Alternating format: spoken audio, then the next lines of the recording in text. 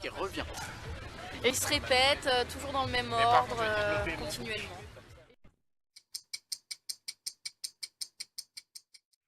Qui évolue, qui change. Des événements qui évoluent d'une différente intensité, mais sans forcément revenir au point de départ.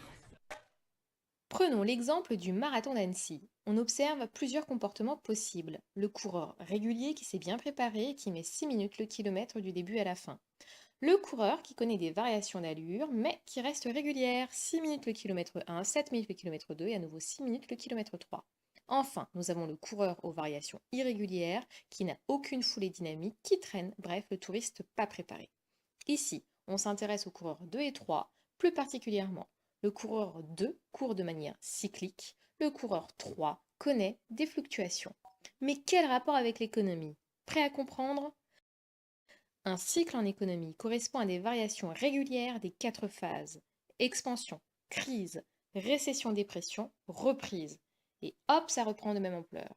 Une fluctuation en économie correspond aux variations irrégulières de l'activité économique, donc des variations d'ampleur complètement différentes.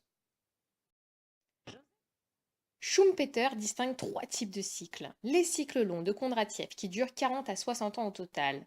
Une innovation majeure, par exemple la machine à vapeur, va booster l'économie, permettre une augmentation de la production, phase d'expansion. Puis c'est la routine, l'économie patine, phénomène de crise, phase de récession jusqu'à la prochaine grande innovation, par exemple l'électricité. Les cycles majeurs de Juglar durent en moyenne 6 à 12 ans. Imaginons tout va bien, nous sommes en période d'expansion, les banques prêtent, prêtent et prêtent. La consommation s'envole, la production grimpe, mais la spéculation se propage.